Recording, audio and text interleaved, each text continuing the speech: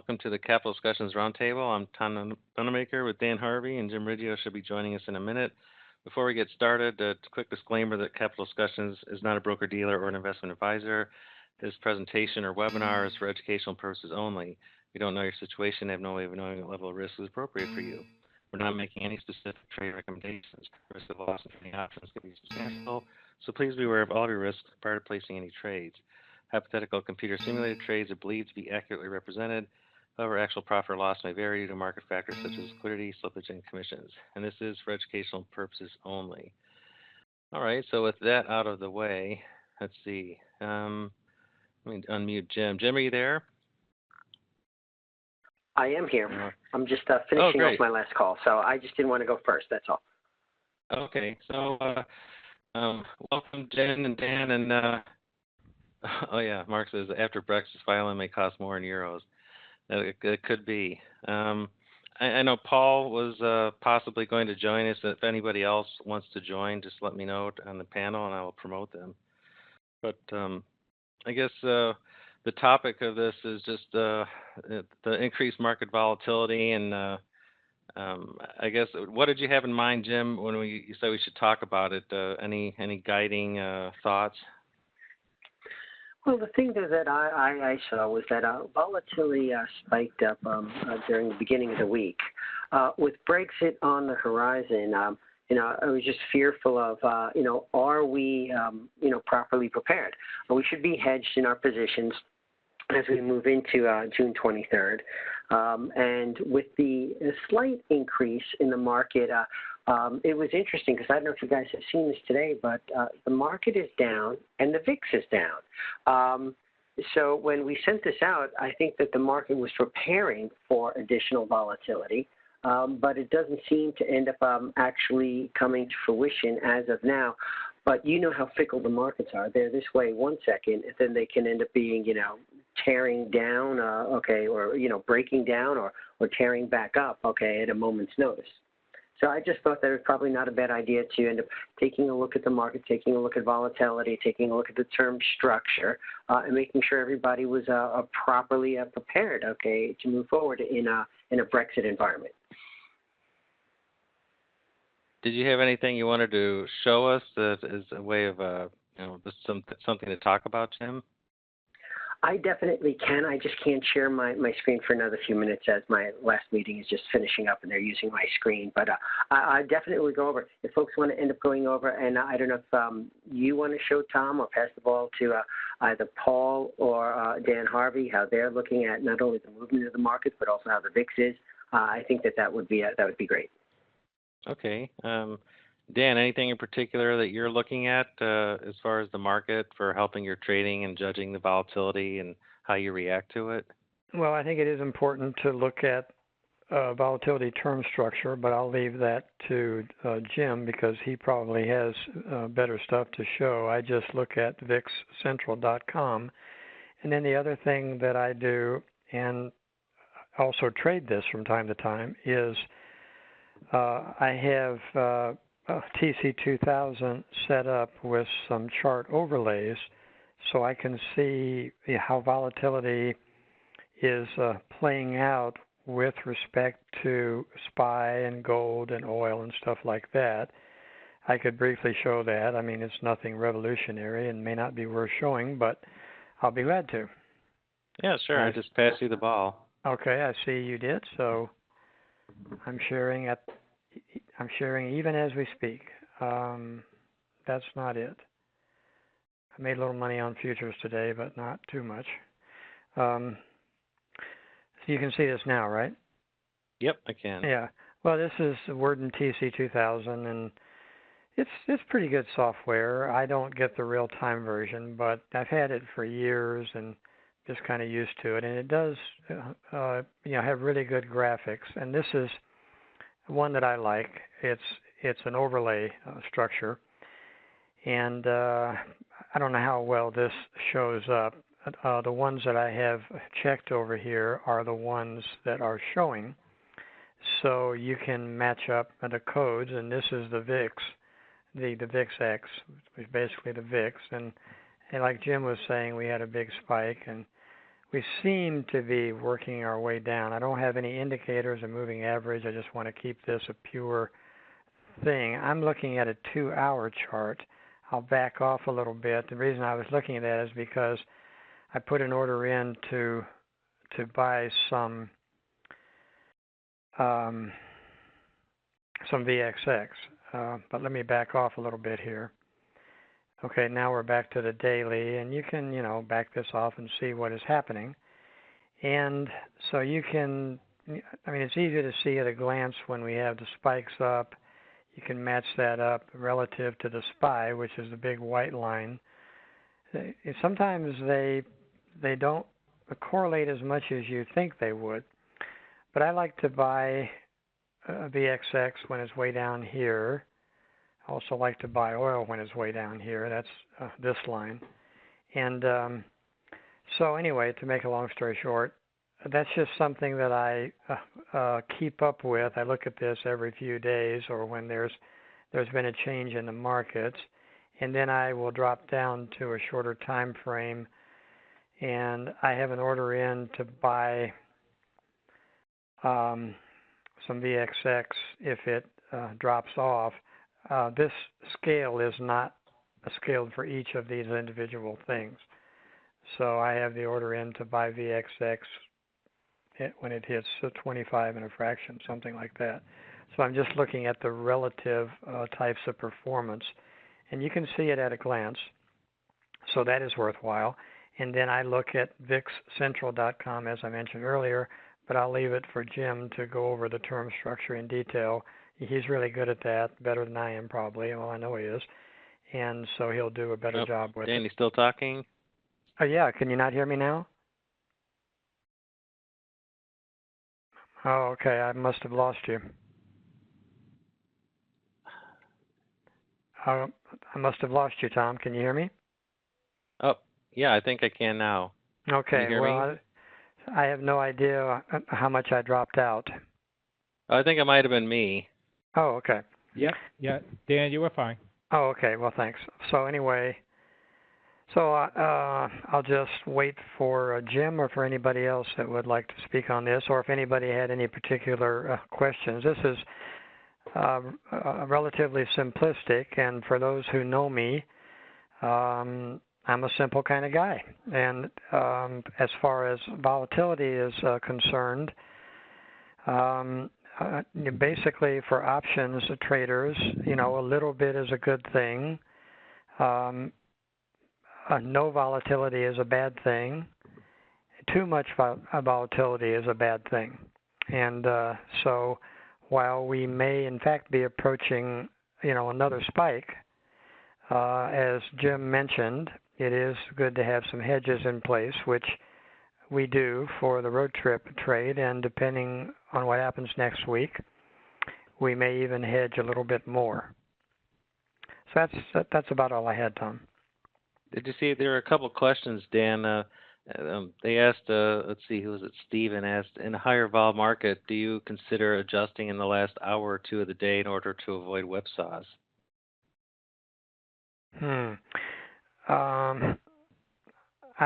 I don't, but that is not a bad idea, but I don't usually do that. I think it depends on what kind of position I'm in. The road trip trade, of course, is butterflies, and they're structured so that, for the most part, they can handle a relatively wide range of price movement. They are short Vega, naturally, so they will be impacted by rising volatility, but we tend to keep the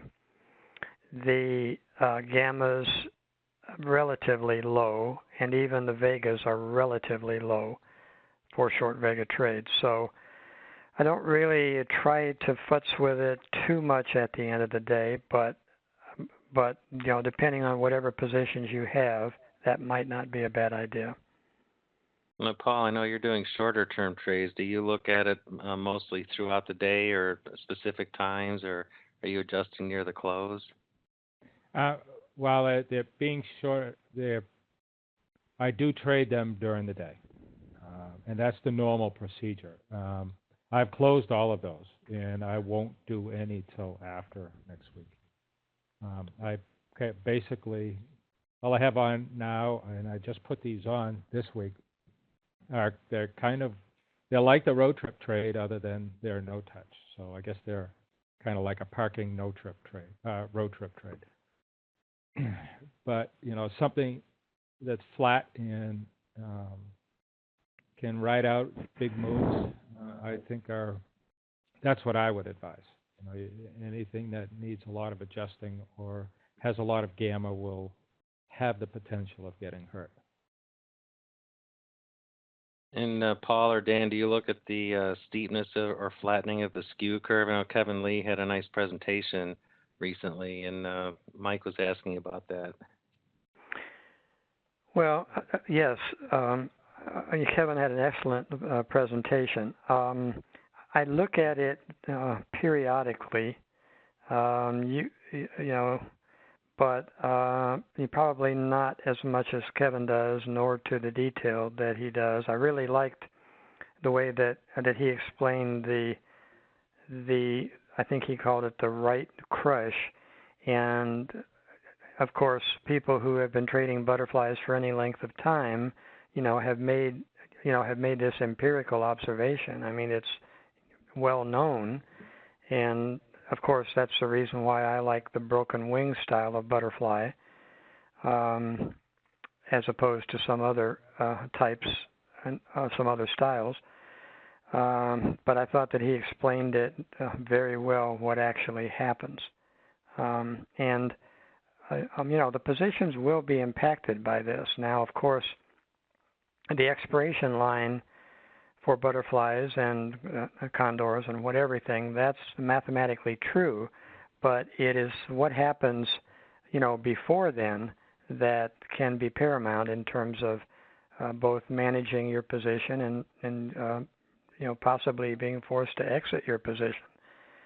I mean, if, people who have nerves of steel and who buy small lots, butterflies, and just say, I'm staying with this guy, I don't care because I'm a tough guy, I'm staying with it.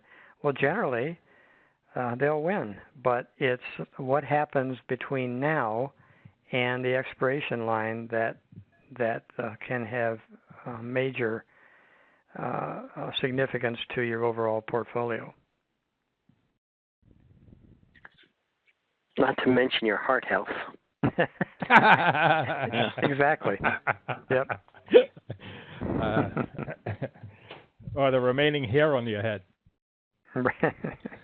Yeah. Well, mine's all gray anyway. That's what's happened to me. Yes. Yeah. It's either been pulled out, fell out, or scratched off.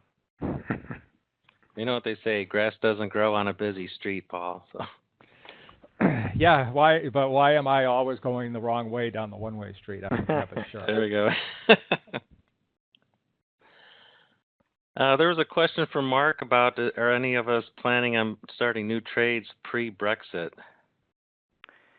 Well, Tom, you and I haven't, as I recall, formally talked about this with regard to the road trip service. I'm inclined against it. I'd rather wait. I've looked at the final expiration cycle in August, and yes, we'll be under 70 days. I didn't calculate it exactly. It'll be, 65, 66. I may get in, after the Brexit, so that would be like the following Monday or Tuesday. But I'm reluctant to do it now because it would, I could foresee a situation in which you put it on, the trade looks beautiful, and suddenly it drops like a stone, and you're in the middle of the tent, and you're moving on the left side of the tent now, and you don't know what to do. You may make an adjustment, and then a couple of days later, you get the rubber band snap back as the markets begin to price in what has just now happened. And I should point out, there are some people, I'm not going to say where I stand on this, but there are some people who think that this will be a much ado about nothing in the same sense of a Fed announcement. There will be some very short-term volatility, but the markets and the banks will begin to make sense of future pricings, et cetera, and the future of the UK, and may just be much ado about nothing. I'm not sure about that. Me either. I'm not sure the risk reward is there to take that chance. Do you? Yeah. Now, Rick Van Buren showed me an interesting trade. He was looking at a road trip that was something like 4 to 6 months out, which obviously was pretty far away from the money. But would you consider, maybe not for the road trip service, but just in general, just taking your trades farther out in time with this increased volatility, or just stepping aside and just waiting, for the newer traders? Well, speaking for myself, if I were going to put anything on, yes, I would go way out in time. Obviously, not for the road trip trade alert service. We can't do that. But in my own private accounts, I might, but I'm actually leaning towards stepping aside until it's over and it shakes out. The problem will be the price movement. I mean, the ball's high, so I just put a couple of things on in September, and only because the prices were phenomenal. But we could have a 100-point down move in 3 days. Mm-hmm. It won't be the volatility that's you like to sell when premium's high, but premium's high for a reason, right? I think that we could have big price moves in either direction.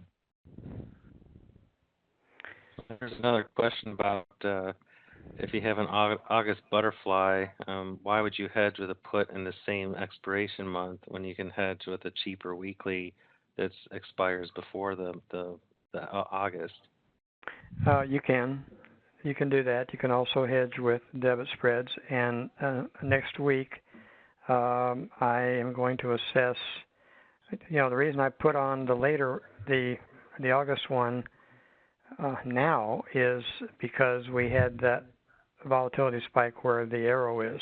But I constantly, well, not constantly, but I frequently reevaluate these, and so we'll see what it looks like next week, and I may go with a shorter term debit spread, or maybe 2 or 3 to make it a little bit cheaper. I'm going to play with several options for the alert service, but yes, if you're looking at over a longer time frame, you might want to hedge with a shorter dated cycle. The problem is that if you think volatility is going to stay up, then you'll be repeating this. You'll take it off, and then you'll have to put another one on, and so on. And that can be cumbersome. I've tried that, but it certainly is a choice. Let's see. NHH said HNH. Sorry. Yesterday morning, he was able to put on a August 19 broken wing fly for 60 cents. Any thoughts? I mean, it's a good price. Obviously, volatility's higher, so your fly is going to be cheaper. Hopefully, it's hedged on any big moves. I don't know what else we can say about it. The prices are cheap and the vols are up. That's it in a nutshell, yeah. Let's see. Alexander says, I think on the August 18th road trip, IV was very low when we entered. Do you consider it more important to enter before 70 days expiration rather than wait 60 to 65, but enter at a higher IV and therefore a better price? I can definitely answer that question because I have been in that situation where I was waiting and waiting and waiting and then never got in for that cycle. And for the road trip trade alert service, we have learned from our subscribers that they want, and I don't blame them for this, they want the 2 trades for the SPX that they're paying for every month, and I don't blame them for that. So I shoot for the 70 to 80 day window, and you hope for the best. Sometimes in my own personal account, I will play with it a little bit, but it has been my experience over the many years that I've traded butterflies, and anybody else can comment on this, that the time factor seems to be a little more in your favor than simply getting the perfect fill, because you may miss it, and it may not be quite as perfect as you think it is. You know, even though the vol has spiked, you've missed some time now when the position could be generating theta. And to me, you're kind of trying to predict the volatility a little bit when if you're just almost like dollar cost averaging, just put the trade on every 2 weeks, it'll average out in the end. Yes, that has been my experience. Let's see. And Bodan said he was working. If you hit, I'm sorry, I was just going to say, if you hit one just right, you feel like a hero. You feel like you can do anything, but it usually winds up just being luck if you hit one exactly right, because I'm one of those people that really don't think that you can predict market direction with any reasonable degree of accuracy.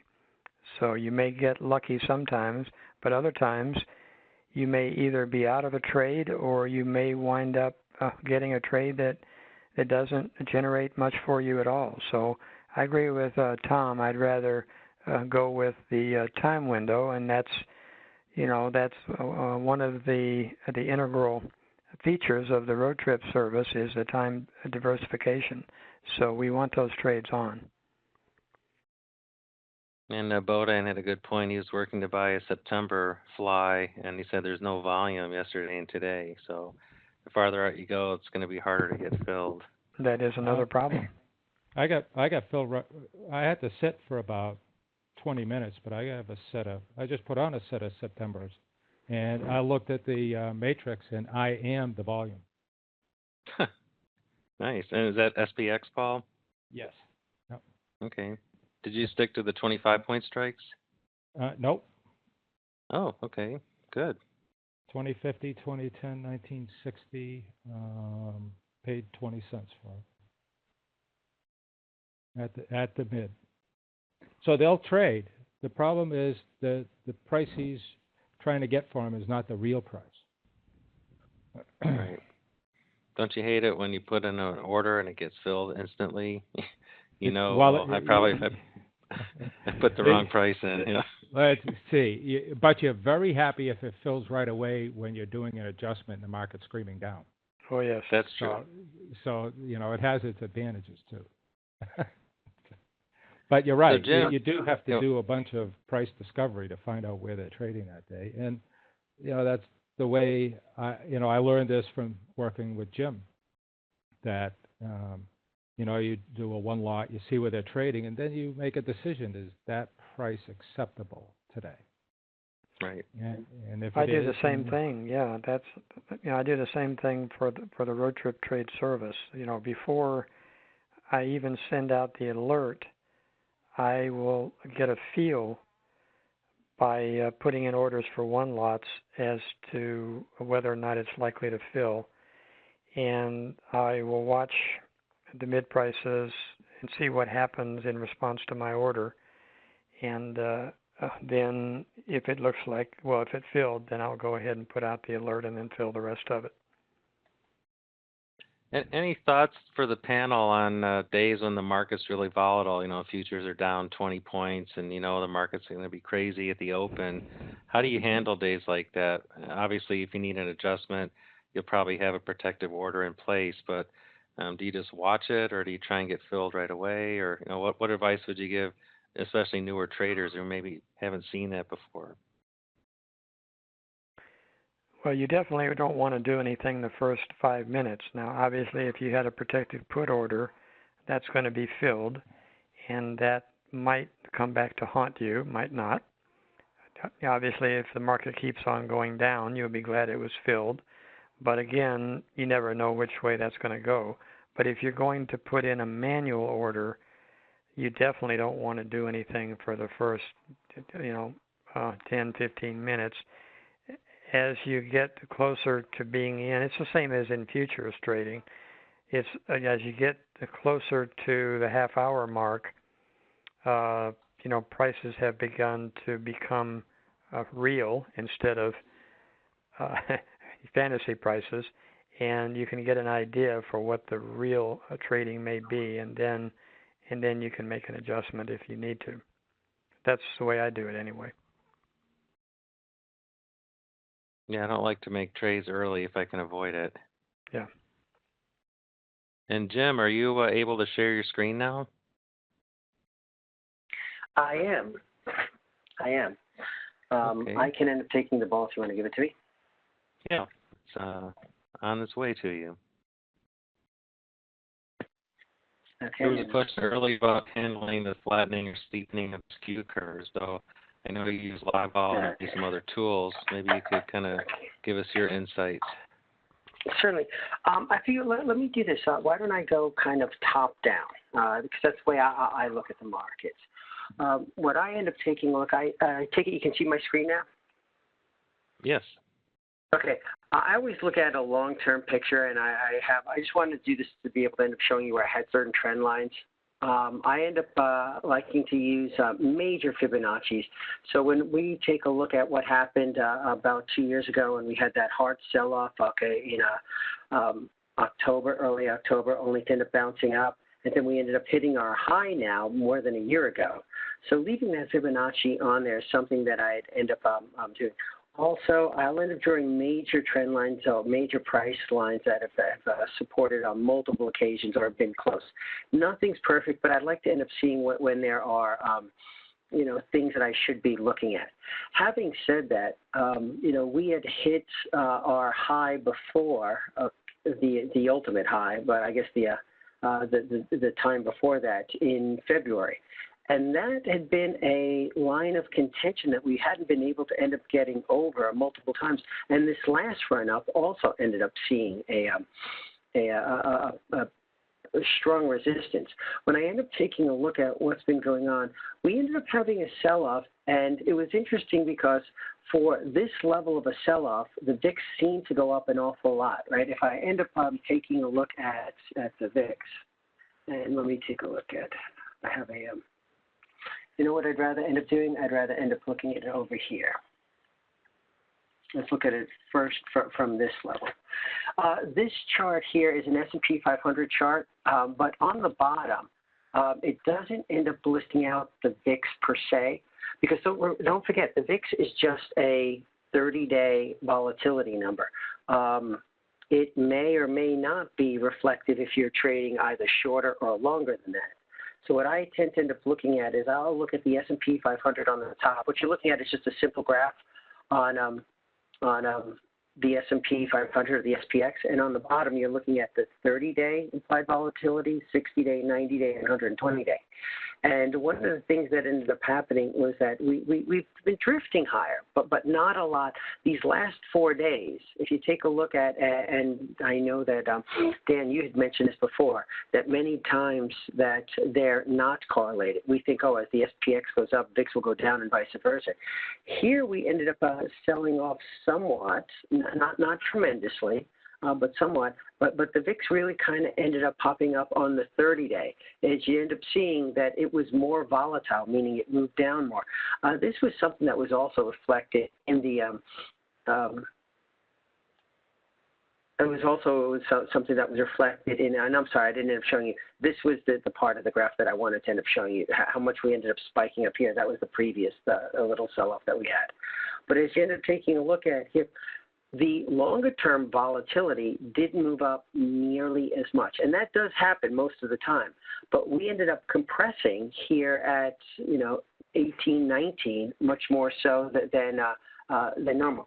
So volatility wasn't acting what I would consider to be normal. And how much of that was Brexit, that I couldn't end up telling you. One of the things I also wanted to end up showing you that I end up looking on this sometimes is if I end up taking a look at the skew, okay, and I have the skew up here. Here was something that was interesting. Okay, normally you'll end up seeing these lines look relatively flat. Let me tell you what you're looking at for those that you haven't seen this graph before. Again, this is a live vol chart. I'm looking at the first 6 months of options on the SPX. I'm looking down 10%, up 10%. You can see that number right here. And I'm only looking at contracts on the SPX that are over 25 cents. Now, one of the things that's happened, okay, even as we've bounced back up, we've been getting a little bit of a bow in the center of these. These tend to look pretty flat, okay, just the way the option is on the red option here, which is next, I guess, on the 22nd. Here's something interesting. Look at the red line. This is June 22nd. The yellow line is June 24th. That's a pretty big difference in volatility. Anybody know what's going on the 23rd? Okay. Okay. For those of you that don't know the date, that's the date of the Brexit vote. And so this is very clear to see that this is what options traders sometimes call event risk. And so a lot of people are buying, okay, more trades here. So when you end up taking a look at how should you end up trading this, or are you going to be putting on any trades, the trade that I ended up putting on was I tried to end up, buying something that was a little bit closer to the money so that I could end up getting a low IV, and then selling, a broken wing butterfly. Because one of the things when you take a look at this, the difference between the broken wing butterflies that Dan and Tom and I trade, in our services. I also will trade a regular butterfly, but the difference is that we're not buying a regular butterfly. We're buying a regular butterfly the way I look at it here. I'll give you an example. It's always best, I think, with pictures. Okay, so here was a butterfly that I had put on recently, a small position, and we've bounced back up since I put this on a little bit. But basically, it's a standard butterfly with an extra put vertical that we're selling down here at the bottom. So one of the things that I try to end up always looking at is how much am I getting extra for selling that extra piece of the fly. Okay, or the extra wing to extend this on here. And if there's a big difference in volatility, meaning that the IV is lower on this strike, right? Because this strike right here at 1925 would make it a symmetrical butterfly, right? But instead, I sold the 1900 put vertical and put it basically, I stapled it to the bottom of the butterfly, and that's what made it a broken wing butterfly. So when I end up doing that, what's the difference between the implied volatilities? So when I say things like, oh, the put skew has gotten steep, okay, what I'm saying is that the puts below the money are more expensive than the puts closer to the money. So think about what we're doing here. If we're selling the 1925 and we're buying the 1900, I'm selling a strike that is closer to the money and buying one that is further away. You can end up saying that it's steep. It would be the exact same thing, right? Because remember what I'm saying when it's steep. I'm saying this IV that I'm buying is more expensive than the IV that I'm selling. So if what I'm buying is more expensive than what I'm selling, it's going to make it expensive. So if the put skew gets steep, selling this extra put spread, and it could be any place, by the way. It happens to be at the bottom of my butterfly, but it could be anything that you're selling. It gets to end up being very, very expensive. So coming back to what's happened recently is that these lines, right, these are the implied volatilities, and you can see the implied volatilities here on the left, and you can see the price of the S&P 500 SPX on the bottom. What's happened is that it's gotten steep near the money. You can see that, see how it bows up here, but it's gotten flatter when you end up, looking at here at a lower portion of the butterfly. This was one of the reasons why as it ended up moving, the other day when I am putting on the trade, I was able to end up getting about a dime better than normal because of the way the skew ended up moving. And as I saw the pricing on this thing change, I couldn't help but think, how bad is this sell-off going to be? Are we getting ready, to end up changing in terms of what's happening to the entire skew? One of the areas that I take a look at, I don't know if you guys look at this, but this is a good free site that I end up liking. It's VixCentral.com. What I ended up showing you here is 3 successive days, on what the implied volatility ended up looking like. You can end up seeing that on the 13th, which is the blue line, volatility had spiked up, over the previous few days. And you can take a look. What you're looking at here, by the way, and let me just explain. You're looking at the cost of the VIX futures, the futures. And you're looking at 3 different options, 4 different lines, but you're looking at the VIX future that's due in 60 days, in 30 days, in 60 days, in 90 days, and you can see the spots here, and it'll tell you which contract it is and how many days to expiration. But what had happened, is that when we started to end up spiking, and one of the things that I know that Paul and I used to look at, and Dan, you and I used to talk about this, is that when the VIX futures spike up in the front and the front month becomes more expensive than the second month, that's something that we end up calling contango. And when that happens with the VIX futures, it usually means that there's more shorter-term fear in the market. And the fact that we started to end up moving like that 4 days ago, it did somewhat scare me. Now, what's happened in the last 4 days? It's dropped off pretty significantly. And this is much more normal that we'll end up seeing. So these were all just, and by the way, if I come over here and I take a look at the current month, you can end up seeing this. And these are whatever, they can end up showing you, I guess, 15 minutes away. And you can end up seeing where the contango percentages were not negative, The negative is when that front month would be higher than the second month. So those were all things that I ended up taking a look at. And I thought, if there's fear, if it does permeate throughout the market, there's something where, the market volatility would change very quickly if anything happened. For those of you who remember those days in early August, 2011, when we ended up having the vote in Congress not to end up extending, our debt ceiling, and how things got absolutely crazy. Things can get very, very crazy very quickly when you have this type of geopolitical risk in a major market. And so it just kind of makes sense that while things are a little bit more calm now, buy that extra put spread, hedge off. It's not going to cost you a lot. And in the long run, when you take a look at your profitability, it's a small price to pay for not taking a major loss in your trades. Right. Do you remember the vol spike on the Boston bombing day? I was with you in the office.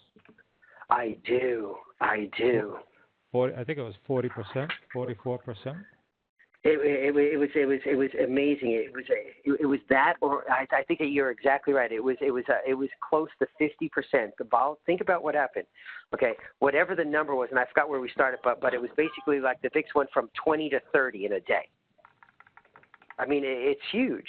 Not only that, but it plays havoc with your spreads, because that 50% increase in volatility is not perfectly it's not perfectly even across everything. So, Jim, do you see that dip in December? John was asking if you have any idea what's accounting for that dip. Okay.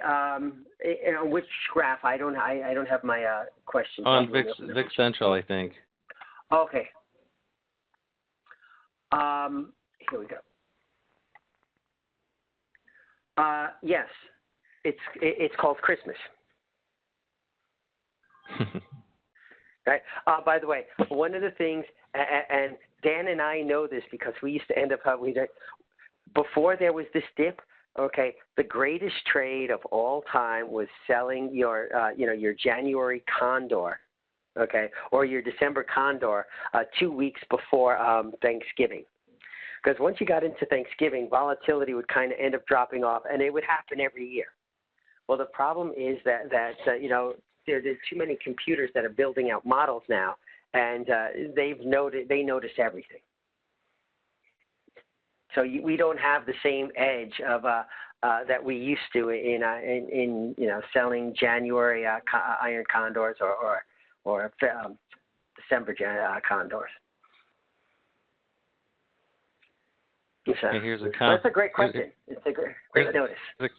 A comment from Andrew. He says, playing devil's advocate, he wonders how our back test would look if we went to the sidelines ahead of every big headline macro event. His opinion is that the unexpected / unplanned events, terrorist attacks, flash crash, etc., wreak havoc, not the on-calendar events.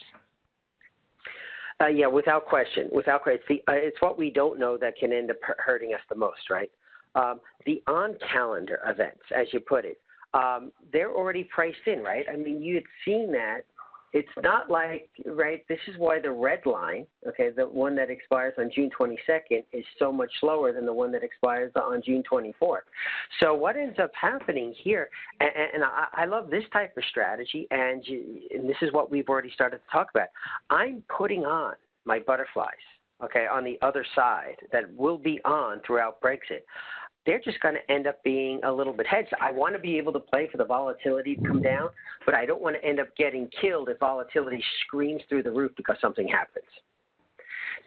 You do your risk-defined trades, maybe buy an extra. I love the way Dan does this. Okay, Dan buys these extra puts so that if you do have some type of catastrophic reaction to what ends up happening with Brexit. You make a lot of money on the put to be able to offset anything you lost. But at this point, I think what we'd seen was the changing. It was funny. I was at a high frequency trading firm, okay, last week up in New York, and they ended up at lunch. We made comments about not only what the VIX said. Okay, because they're big VIX watchers, but they also ended up quoting the Las Vegas odds on whether or not Brexit was going to happen or not, which I thought was really funny. To make it simple, the Las Vegas odds had it, I think, at about a 60% chance that they were going to vote against it 3 weeks ago, and a week ago it was down to 60% that they were going to vote for it. And so I think that some of that movement in volatility that we saw in some of the sharper moves, where we had quick moves, but then we slowed up, was the market just readjusting to their probable outcomes. And another question that kind of leads into this, Edward asks, how has the Kevlar Trade Service been doing during the current market? And then kind of a follow-on that I have is, what would you recommend for people to do hedge-wise going into Brexit? Okay. Am I allowed to show it, Tom? Is this available to everybody? You mean like your current position? No, I can't show. I won't show my current position, my current trades, but my performance. I didn't know if we made that to all members. Yeah, the performance is available. Sure. Okay. I've been struggling a little bit with this June Kevlar. The August I just opened up this week. I'm sorry, the July one. We closed out the June, for pretty nice profit. One of the things that I've struggled with is that if I take this away, I'll look this also, and I just show you the S&P 500 graph, which I don't know why it's not coming up anymore. Okay. What ended up happening is that, we ended up putting on the trade and we were making, 1, 2, 3% here. But when this market started to go up, I didn't have enough profit in the bank that I had to keep rolling up. And, Tom and Dan know, when you end up having a broken wing butterfly and you have a grind them up, okay, type of market, you have to constantly be moving stuff up. I move stuff up slower. What I try to end up doing is I try to keep my T+0 line a little bit flatter. I know that you guys like to start a little bit positive on delta. I always start negative, but that means that when we have the grind them up market, it's kind of like the escalator going up and then, jumping off the fourth story. So I ended up having to end up making up some money here, but because it was reasonably hedged, I'm only down, a percent and a half. So we've been holding up through this, but again, it's not just, it's the strategy, it's the trade, it's the money management, it's the risk management. I can't tell you how many conversations or how many hours and hours I've had, discussing this with the three other gentlemen who are on the phone about, well, what happens here, and if you do this, can this vertical work better than that broken wing? And it's really just the experience of doing the management.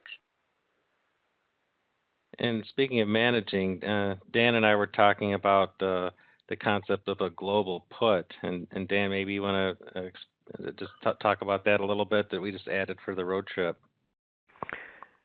Well, yes, we picked a relatively short-dated put. It was the July 15 cycle, I believe, and that is going to, the thinking behind that is we will have that in play before Brexit and after Brexit for a while. And that serves to decrease the total position deltas.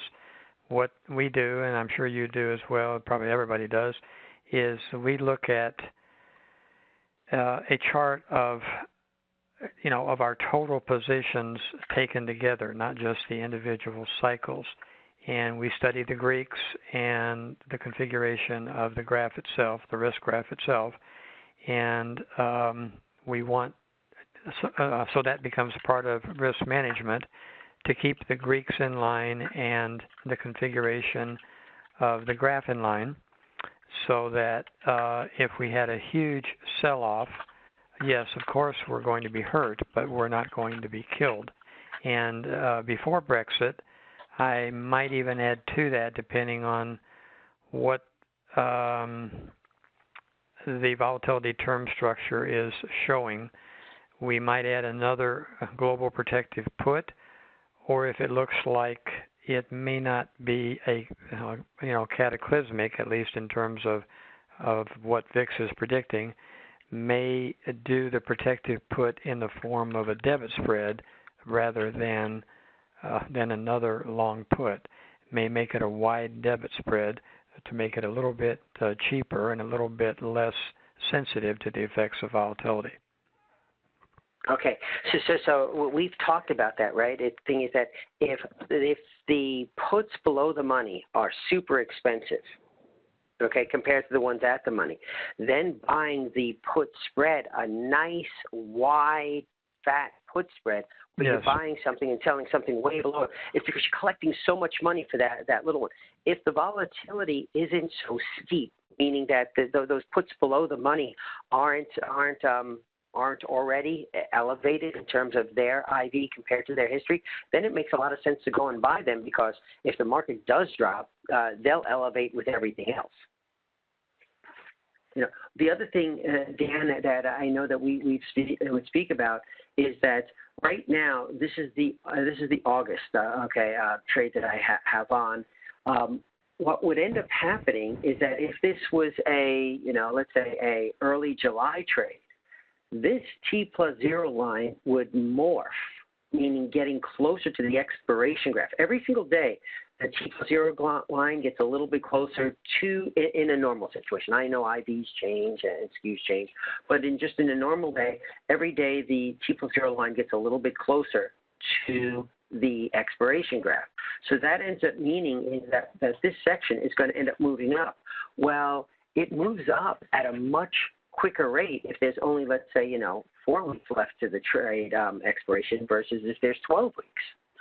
So what you're protecting and how you're protecting at it doing a global risk assessment, the way I know, Dan, and we've talked about, I know that you end up doing, and then putting on one hedge to be able to end up playing for. Number one, your hedge will end up being cheaper this way. Number two, if volatility spikes, okay, the hedge will make more money. And what you're doing is you're using that as a hedge against all of your trades. I know that you keep, 4, 5, 6 trades open. I tend to have one open, sometimes two. I'm in the process of getting out of my previous month and into my new month, so I have a little bit of money in both of them. And so I have to look at it the same way you do. I can't just protect one month. And Jim, I know you're doing work with at the institutional level with hedging. Any thoughts for the retail traders and things that they should think about when they're thinking about the market might be more volatile? How do I want to hedge my portfolio? Okay, let me do this. This is the easiest thing that you guys can see at the retail level. I'm sorry, you only get one number on this, and I have to change this to a line. Right? It's a VIX. Dan, I don't know if we ever talked about this. Do you ever look at skew? Yes, I do. At this, okay. Let me come over here and take a look at it. I forgot settings. But I don't have live vol, so I don't have the sophisticated tool that you have. Yeah, and there's an institutional one that we look at also. Guys, I forget, where do I end up putting in, I usually ask Paul, because Paul always knows the answer to these. Where do I end up, I want to make this a line graph? Yeah, here we go, got it. Yep. Thank you. Okay, so I make this a line, okay? Okay. Do you see what's happened with skew? Here's what you're looking at. Okay, it's not important. Okay, if you want, you can go onto the SIBO website. You can read the paper, how they do the calculation. Basically, when skew gets very high, it means that the puts below the money are expensive compared to those at the money. Okay? The puts below the money get more expensive than the puts at the money. Well, when that ends up happening, okay, I know, Dan, I've heard you talk about, well, it means that in the road trip trade, you're going to have a little bit lower profit target. I switch my trade around and I use a symmetrical butterfly, and then I end up buying a long deep in the money call, because this way I'm not selling that extra put spread, okay, at a cheap price. But this is something that's really ended up spiking, and the reason why I ended up seeing this was that in the beginning it looked like, okay, this is when we were selling off. I don't know if I can end up overlaying this. Let me see if I can overlay this real quick. I come over here and I go into not studies, but I go into studies, and let's do it this way: edit studies, compare. Would help if I could type. SPX. Okay. So the purple line is the SPX. Okay. The dotted line is not the VIX. It's the skew. Okay. It's a very, very important thing. So you can end up seeing here that as we started to end up climbing, okay, on the SPX, skew was that it was still getting, it was low, which was kind of interesting. I thought it should have been the other way around. When we started to drop, normally what ends up happening is that when the markets drop, normally skew will end up getting to end up being more expensive to some degree. And what ended up happening here, because we had that change in the price, we had got a whole bunch of funky action, okay, on the pricing, on what you might have expected for those that have been trading for a long time, same trade all the time. Your pricing might have been a little bit different because the skew was out of whack compared to the movement of the market. Okay, and that's what we had started to see over the last several days. So, is it Brexit? I don't know. It's if you remember, right? We were all so scared, right? It was 2011 that we had not 2012 that we had the budget issues. I always mix it up. Does anybody remember?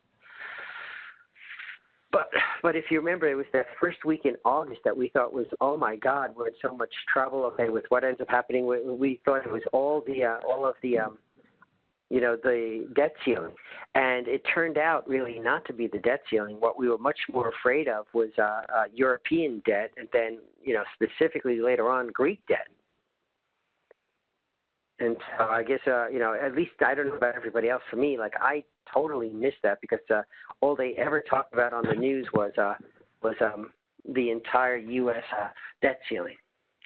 Anyway, just things that I'd been looking at, and I kind of ended up worrying a little bit about, and that's why now I called up Tom and said, hey, Tom, why don't we just let folks know what's going on? One of the things that ended up happening that I sent out an email to my subscribers was that when we ended up having the sell-off that we ended up having here in April, and Paul, I know we used to talk about this, Dan, and Tom, I'm sure you guys have seen this. Sometimes when the markets get close to an exhaustion point, the bull gets really tired. He's been running a long, long, long time. What ends up happening is that the bulls try to mask their purchasing power and camouflage it as best they can. One of the ways I've seen them do this is to kind of group a lot of their orders both at the market open and the market close. And what ended up happening right here before we had a sell-off was that we would have like strong first half hours and strong last hours. And we'd drift down during the day. And it happened a couple of times, and it was like, uh-oh, you know what, that bull is tired. And it did. It happened within, the next, day or two after they started doing that. It's something that they can only use that one for a very short period of time before everybody else figures it out. I remember us having that discussion, and I think you made the comment that elephants always leave footprints. That's the one that I'd use, yes. Okay. One of the advantages that we ended up having is that when any large market participant needs to get into or out of a position, they do it. They can't hide their volume. It's a little bit tougher to see now because of the high frequency, traders. They're herds of elephants the way they leave their footprints, but they don't care because they're only in trades for periods of time. It used to be easier to end up seeing, a few years back. Do we have any day traders? Okay, on the line. Just give me a yes, okay, in the chat. Yeah, I day trade futures, Jim. Yeah, me too. Okay. Yeah, Paul does. Yeah. Here's a fact that you need to end up knowing. Okay. The company that I did some consulting for last week up in New York, and obviously, I can't tell you stuff, but they made over $160 million in the first quarter. They don't hold positions more. If they hold a position a minute, it's a long time. They have to hold overnight or when the market's closed. They hedge completely. But that's who you're playing against these days. Right. So unless you have a really, really, really good mechanism to get in and out, and I know both of you guys weren't in and out at 5 minutes. You would see setups, you'd get in, okay, and hopefully they'd end up, taking, 15 minutes, an hour or so to get out. It's just that it seems that we're giving up edge. Okay, now granted, there's enough of them so that we're giving up less edge, so it kind of ends up not making a big difference if we're playing for, longer periods of time. In fact, it can even help us. In short periods of times, it's tough. It's tough. The broker, I just got an email last night. The broker that I'm using is now, the margin requirements on trading the British pound is 100%. So after. Wow. So does that tell you that broker does not want to be anywhere close to that product? Hey, do you guys remember when the Hunt brothers tried to corner the market in silver back in, I guess, what was it, the yes, I do. late 70s? Yeah. Okay. Yeah. Okay. You know what was the nail in their coffin that broke their back? Raise the margins. Raise the margins. I knew one of the pit traders back then, and they all got themselves on the margin committee because the Hunt brothers were just freaking taking them to the cleaners. I mean, they destroyed their livelihood, and so they all got on the margin committee. They knew how many futures and options, okay, the Hunt brothers were buying, and they just raised the margin requirements, okay, until they couldn't hold it anymore, and that's how they broke them. Hey Jim, we're past an hour, so we're probably in a wrap-up mode. But before we go, is there anything that you like to look at that tells you a market sell-off is significant or not? Like whether it's in meltdown mode or maybe this is just a strong correction. The two things that I would take a look at are both volatility, okay, in the term structure. Dan mentioned that before. And I'd look at, the live vol and the institutional level skew stuff that we look at. If you don't have that, okay, a simple view is just, map out skew, SKEW on your Thinkorswim or almost on any chart, and you can end up seeing that. Okay. The other thing, very simply, is to look for 3 black crows. I missed that one. What's that? I missed that. What are 3 black crows?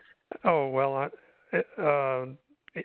if you look at, for example, a daily chart, they're actually probably red crows on most people's chart, but they're 3 big down candles in a row. Look out below. Okay, yes. I think in the older charting packages, the candles were either red either black or white or clear and black. And so the term 3 black crows has always stuck, but it would be, 3 relatively large or 2 big and 1 medium, but they're all red candles, meaning that they're down candles.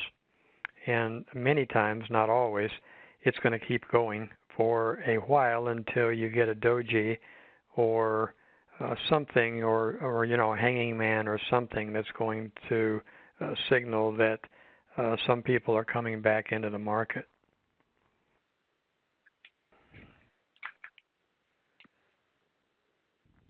Okay, so that I think and look this at is volume, probably right? That and volume. Look at when you're having your sell-off. Is volumes picking up, is selling's going? That's always another challenge. Mm-hmm. Yeah. Yep. Paul, any last words from you? Because we used to look at this stuff a lot together. Yeah, well, I've gotten to, I guess I've just become a scared trader. I just look at managing the risk. Whatever is going to happen is going to happen. So I've ultimately got to the point where, the market's going to trade after the British exit vote.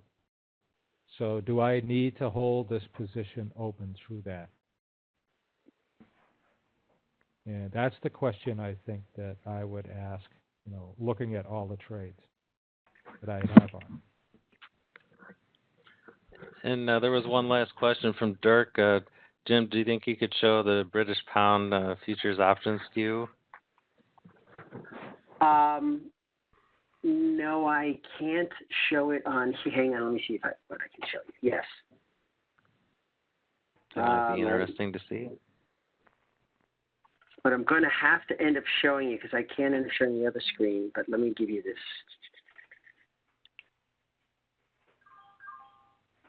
And while you're pulling that up, Randy asked, would yesterday's candle invalidate that 3 black crows? Maybe that's for Dan. We would hope, but don't know. Does anybody know on LiveVol what the symbol for the British pound is? Because I don't know if I can get futures here. I don't think I ended up having I don't have futures enabled here.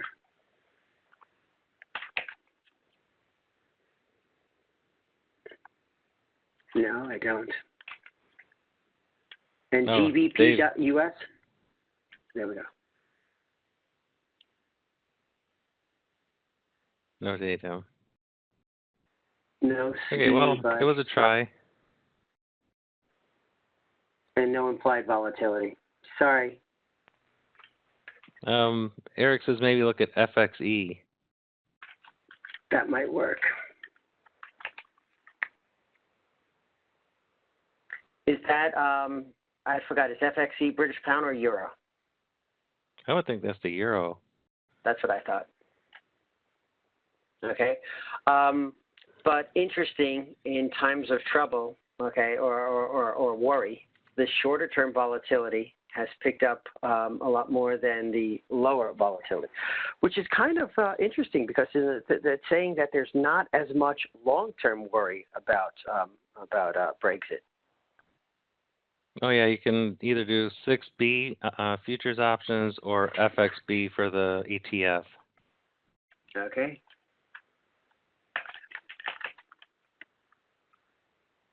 And there you can see how the short-term volatility's picked up an awful lot.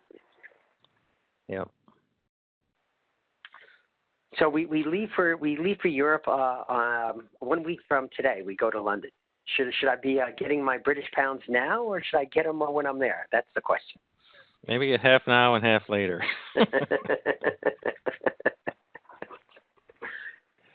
All right, everyone. Well, thanks for joining us on a Friday. Have a good weekend. Any last words before we wrap it up? Jim, you just have to be able to go over to London and just figure out how to barter. Forget the currency. I'm going. It's London. I'm not going to get to Greece or Spain or Morocco. All right, everyone. Well, thanks again. Have a great weekend, and let's keep our deltas flat going into Brexit, and keep your hedges on. Thanks or do for like having me Paul on. did and step aside. Yeah. Thanks a lot. Thanks, everyone. Thank you. Good weekend, everybody.